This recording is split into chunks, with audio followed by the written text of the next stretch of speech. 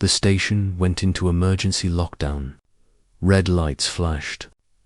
Sirens screamed through every corridor. Alarms boomed over the intercom. Every crew member ran for cover. The situation was critical. The most feared beast alive had been contained for transport. Now it was awake.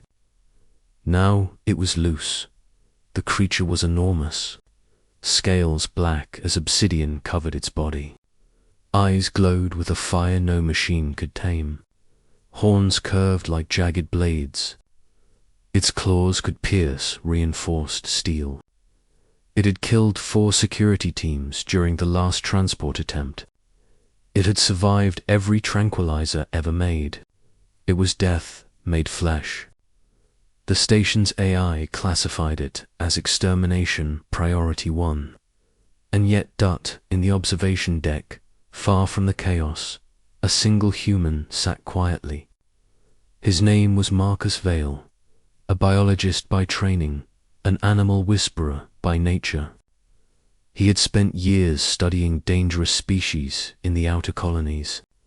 He had been called in for his expertise, not for his strength, not for his firepower. For his understanding, Marcus looked at the containment chamber through the thick reinforced glass. The beast paced in its enclosure. Its tail smashed the walls. Sparks flew from impact points. A growl rolled deep in its throat. Its roar shook the station. Every officer in the hallway had frozen in fear. Marcus sighed. He reached into his coat and pulled out a small bag. From it he drew a piece of raw meat. Not much, just enough. He approached the glass slowly, deliberately, unafraid. The beast's eyes tracked him. It roared again, louder this time. Alarm sirens made the sound almost unbearable, and still Marcus moved. He set the meat on a tray at the edge of the chamber. Then he crouched slightly. His hands were open. His movements were calm, deliberate, human. He did not shout. He did not threaten.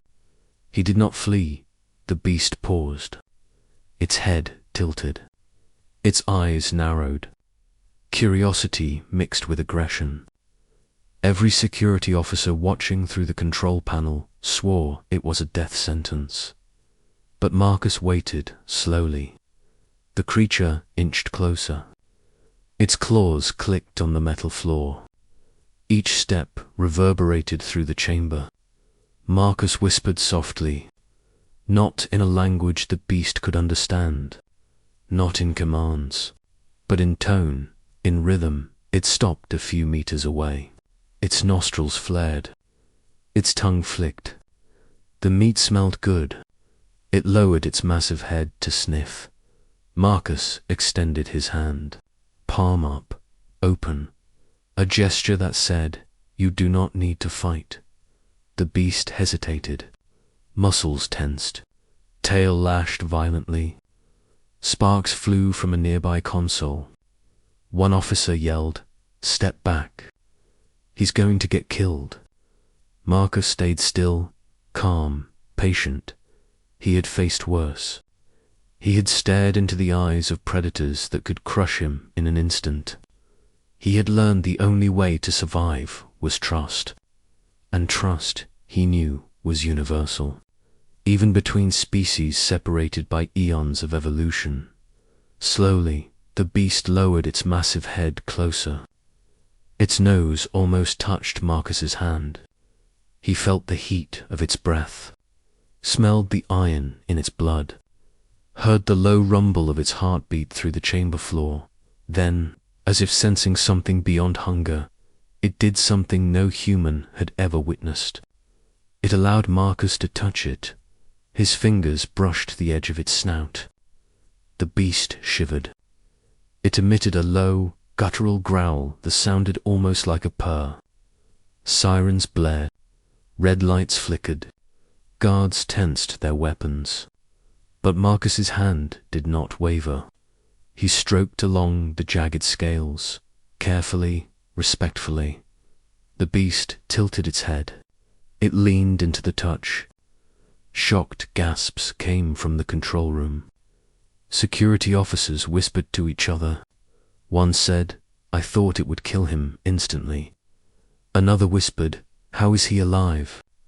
Marcus spoke softly. Not commands, not warnings, just words. Words meant to calm, to soothe, to reach across the gap between species. The beast blinked. Its tail stopped lashing. Its claws lowered. Every muscle in its body relaxed slightly. The tension in the chamber, thick enough to crush metal, began to fade. Minutes passed, or maybe hours. Time had no meaning when facing something like this. The station's AI had already run every emergency protocol. Containment drones were deployed. Security teams readied tranquilizers. They were prepared for carnage, and yet nothing happened.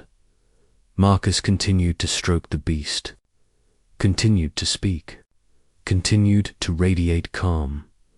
Then the impossible happened. The beast lay down. Its massive body settled onto the floor with a sound like rolling boulders.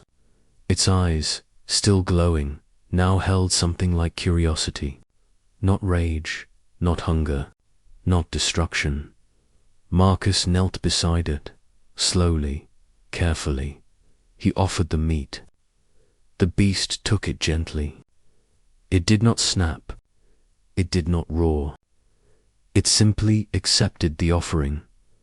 Over the comes, a voice trembled. "Marcus, how are you? What are you doing?" He did not answer immediately. He continued to pet the creature, let it smell his hands, feed it tiny bites. Then he spoke, calm as ever. "I am showing it we are not enemies, that we can coexist." The lockdown continued. Sirens blared. Red lights flashed. Every crew member on the station watched in stunned silence as the most feared beast, alive, lay obediently before a human. Security officers whispered in disbelief. Scientists checked their instruments again. AI systems recalculated the creature's threat assessment. Every prediction had failed. Marcus looked up at the observation window. He smiled faintly. "Fear only works if you feed it. I feed trust." The beast shifted slightly. Its massive claws scraped the floor. It growled softly. Not in anger, not in aggression, but in contentment. By the time the emergency lockdown ended, the story of Marcus Vale had already spread through the station. He was not a soldier. He was not a hero in the traditional sense. But he had done what no weapon, no robot, no army could do. He had tamed the untamable, and the beast. It followed him back to its containment area voluntarily, not chained, not forced. It simply walked alongside him, massive head lowered, eyes calm. The station staff learned a lesson that day. Strength alone does not conquer fear. Technology alone cannot master life. But patience, understanding, and courage, true courage, can achieve the impossible. Marcus never sought glory. He never demanded credit. But the station never forgot, and the story spread beyond its walls. Other humans heard it. Other species heard it. And slowly, the universe began to understand that humans were not just survivors. They were something more, something extraordinary. The most feared beast alive had survived every test, every threat, every attempt at domination. But in the end, it had chosen a human, not because of force, not because of fear, but because of trust. Marcus looked at the creature one last time. He whispered, "You are safe now." The beast blinked.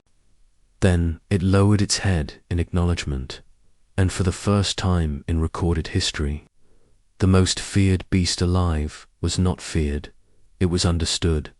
The station returned to normal. Red lights faded. Sirens silenced. Security officers wiped sweat from their brows. But in the quiet of the observation deck, Marcus smiled. He had done the impossible. He had done what every human could do. He had faced fear. He had chosen calm. And he had changed the universe, one heartbeat at a time. Asterisk.